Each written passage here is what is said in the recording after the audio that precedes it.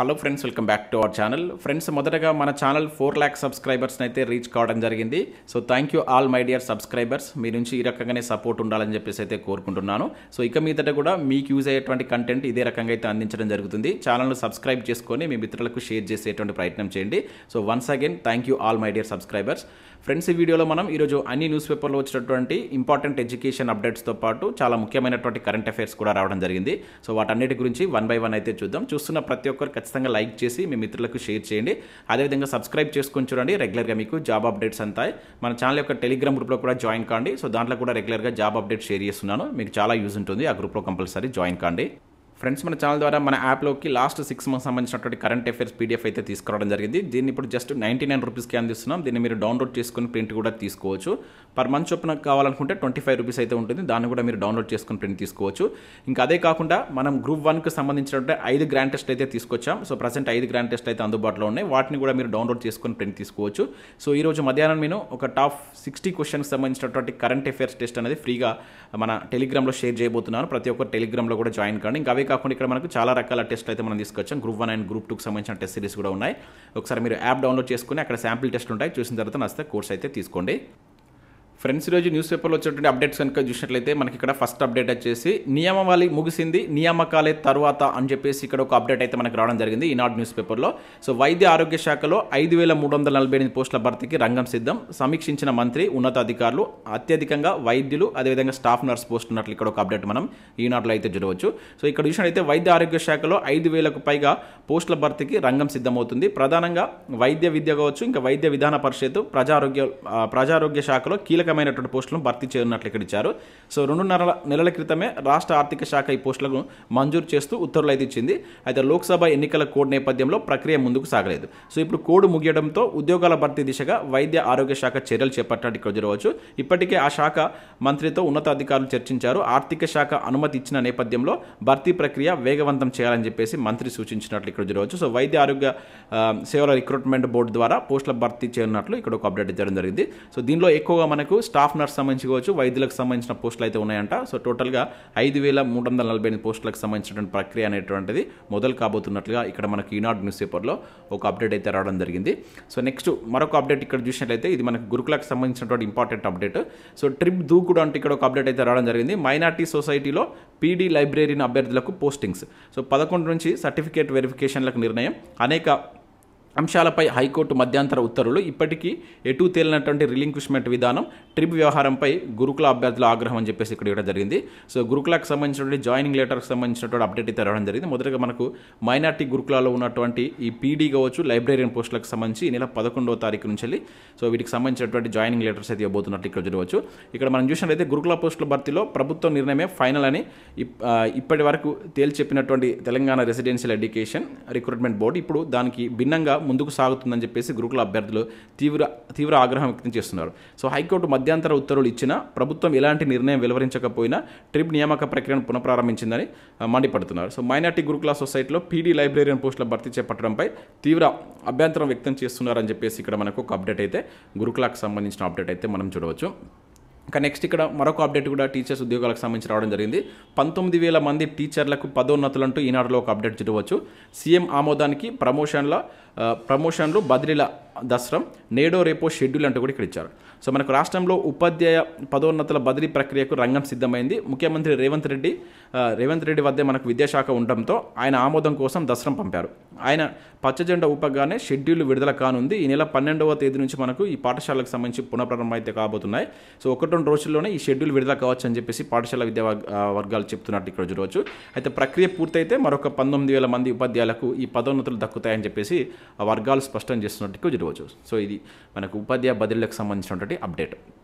Next ఇక్కడ group 1కి సంబంధించి ఒక అప్డేట్ చూడవచ్చు. గ్రూప్ 1 పరీక్షకు 897 కేంద్రాలు అంటే ఇక్కడ చూడవచ్చు. హాజరు కానున్నటువంటి 4,03,000 అభ్యర్థులు. నోడల్ ఆఫీసర్గా అదనపు కలెక్టర్, ఒక పోలీస్ అధికారి, ప్రతి 20 కేంద్రాలకు ఒక రీజనల్ కోఆర్డినేటర్. పరీక్షల ఏర్పాట్లపై సిఎస్ వీడియో కాన్ఫరెన్స్లో టీజీపీఎస్సీ చైర్మన్ మహేందర్ రెడ్డి అంటే ఇక్కడ మనం చూడవచ్చు.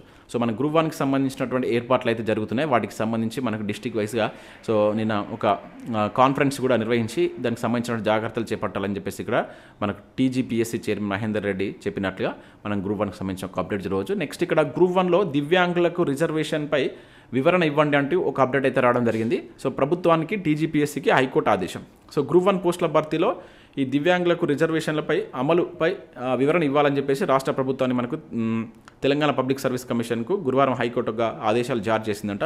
సో అన్ని నియామకాల్లో హారిజెంటల్ రిజర్వేషన్లు అమలు చేయాలని ప్రభుత్వం జారీ చేయగా దానికి విరుద్ధంగా గ్రూప్ 2 పోస్టుల భర్తీకి ఫిబ్రవరి 19న జారీ చేసినటువంటి నోటిఫికేషన్లో వర్టికల్ రిజర్వేషన్ వర్తింపజేయడాన్ని సవాల్ చేస్తూ మెదక్ జిల్లాకు చెందినటువంటి అర్జున్ అదేవిధంగా అరుణ్ రెడ్డి హైకోర్టులో పిటిషన్ దాఖలు చేశారు. దీనిపై జస్టిస్ పుల్లా కార్తిక్ గురువారం విచారణ చేపట్టారు.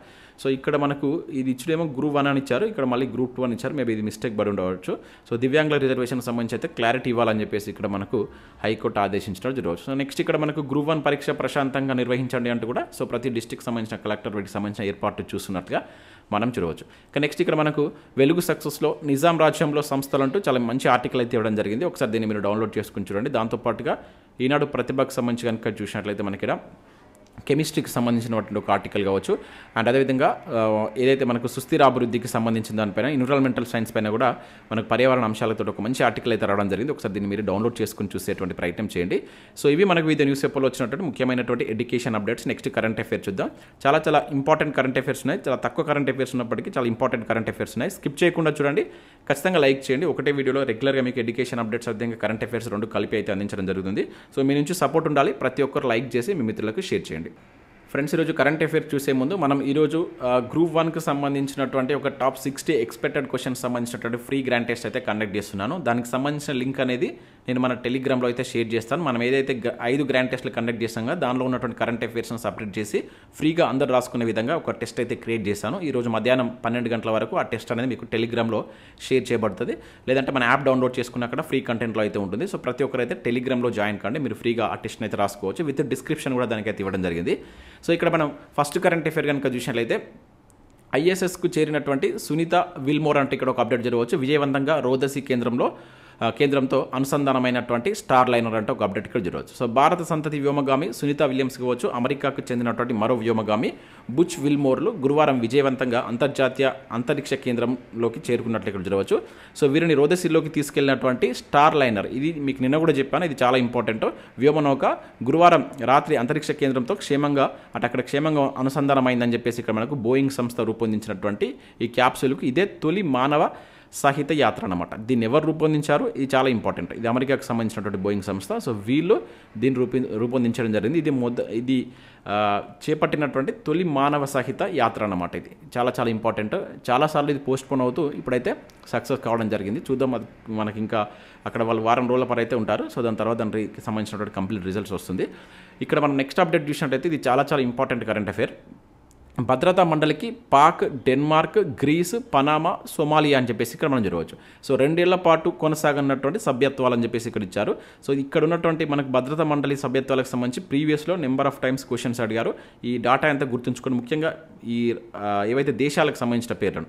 సో ఇక్కడ మనం చూసినట్లయితే భద్రతా మండలిలో 2 ఏళ్ల సభ్యత్వం కోసం గురువారం జరిగినటువంటి రహస్య బ్యాలెట్లో మనకు Pakistan, Denmark, Greece, Panama, Somalia గెలుపొందాయంటూ ఇక్కడ చూడవచ్చు. సో 193 సభ్య దేశాలు గల ఐరాస జనరల్ అసెంబ్లీలో మనకు 5 దేశాలను ఎంపిక చేయడం ఖాయమైనట్లు ఇక్కడ చూడవచ్చు. మొత్తం మనకు భద్రతా మండలిలో 15 సీట్లు ఉంటాయి.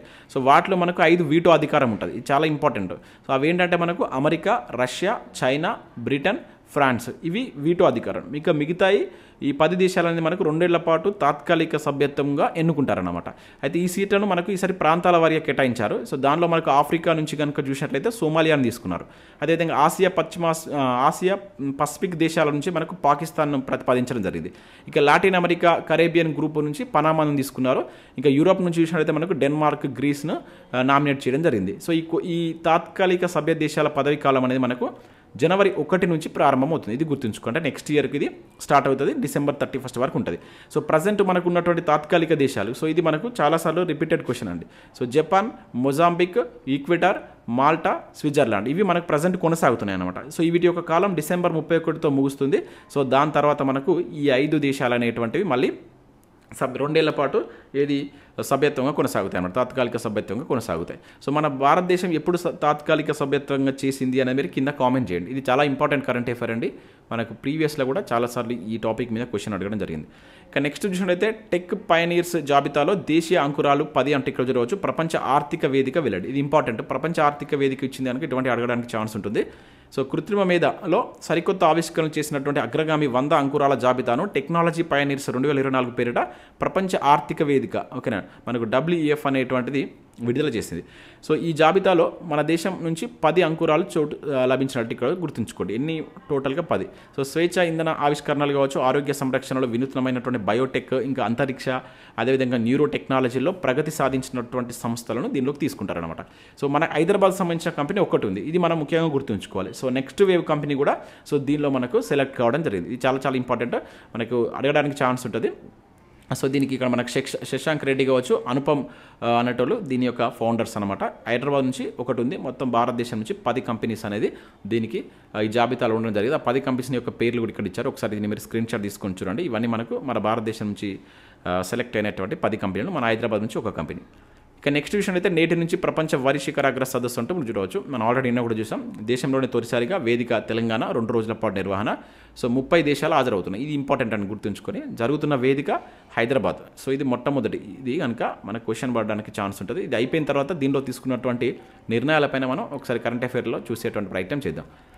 ఇంకా నెక్స్ట్ విషయం అయితే షరబ్ జోత్కు స్వర్ణం అంటే ఇక్కడ చూడవచ్చు. సో మనకి ఏదైతే ISSF ప్రపంచ షూటింగ్ ఛాంపియన్లో భారత ఆటగాడు ఈ షరబ్ జోత్ సింగ్ సత్తా చాటాడు. సో గురువారం పురుషుల 10 మీటర్ల ఎయిర్ పిస్టల్లో స్వర్ణం సాధించి భారత్ ఖాతాను తెరిచినట్లు ఇక్కడ మనం చూడవచ్చు అనమాట. సో ఇది మనకు ISS ప్రపంచ షూటింగ్కి సంబంధించి మన భారత్ సంబంధించిన ప్లేయర్ స్వర్ణం అయితే సాధించడం జరిగింది. ఇక నెక్స్ట్ చూసినట్లయితే మెరుపు వీరుడు వీడ్కోల్ అంటూ మరొక అప్డేట్ ఇక్కడ మనం చూడవచ్చు. సో ఆఖరి ఆట ఆడేసినటువంటి Chhetri. So Bharat football captain Sunil Chhetri తన 19 ఏళ్ల సుదీర్ఘ కెరీర్కు వీడ్కోలు పలికారు. 2005లో పాకిస్తాన్తో మ్యాచ్లో ఇతని యొక్క గేమ్ అనేటువంటి స్టార్ట్ కావడం జరిగింది. సో దాదాపుగా 19 ఇయర్స్ ఫుట్బాల్లో ఇతను ఆడడం జరిగింది. 151 మ్యాచ్లు ఆడాడు. సో ఆ రకంగా చూసుకుంటే ఫుట్బాల్ 151 గోల్స్ 151 మ్యాచ్కి ప్రాతినిధ్యం వహించాడు.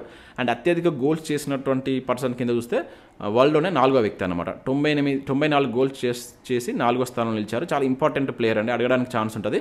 సో ఇతను నిన్న జరిగినటువంటి మ్యాచ్ అనేది ఇతనికి లాస్ట్ మ్యాచ్ అనేది కావడం జరిగిందనమాట. సో అంతకుముందే మనం చూసాం ఇతని యొక్క ఆటకు వీడ్కోలు పడుతున్నట్లు ఆ మధ్య మనకు పేపర్లో రావడం జరిగింది. సో నిన్నటితోటి మనకు దీనికి సంబంధించి మనకు కంప్లీట్గా అంటే కువైట్ తోటి మ్యాచ్ ఆడారు అనమాట. కువైట్ తోటి ఇతను ఆడినటువంటి లాస్ట్ మ్యాచ్ కింద మనం గుర్తుంచుకోవాల్సి ఉంటుంది. సో ఇవి మనకు వివిధ న్యూస్ పేపర్లో వచ్చినటువంటి important education updates. So video చూసిన ప్రతి ఒక్కరు ఖచ్చితంగా లైక్ చేయండి. టెలిగ్రామ్లో జాయిన్ కాండి. నేను ఫ్రీ టెస్ట్ లింక్ టాప్ 60 క్వశ్చన్స్కి సంబంధించినటువంటి అంటే కొంచెం ఇంపార్టెంట్ కరెంట్ అఫైర్స్ సంబంధించినటువంటి లిస్ట్ని మీకు అంటే దానికి సంబంధించిన టెస్ట్ లింక్ అనేటువంటి మన టెలిగ్రామ్లో షేర్ చేస్తాను. ప్రతి ఒక్కరైతే జాయిన్ కాండి. కింద మీకు డిస్క్రిప్షన్లో లింక్ ఉంటుంది. లేదంటే మీరు టెలిగ్రామ్లోకి వెళ్ళి సెర్చ్ బార్లో HJ ట్యూటోరియల్ అఫీషియల్ అని కనుక మీరు సెర్చ్ చేసినట్లయితే గ్రీన్ కలర్ లోగో వస్తుంది మన ఛానల్ లోగోనే. దాన్ని చూసుకొని దాదాపు 35,000 సబ్స్క్రైబర్స్ ఉంటారు. దాంట్లో జాయిన్ కాండి. నేను మధ్యాహ్నం వరకు ఆ లింక్ పంపిస్తాను. దానిలో మీకు డిస్క్రిప్షన్ కూడా ఉంటుంది, మీరు చూసుకోవచ్చు. So thanks for watching. Thank you ఎవరో.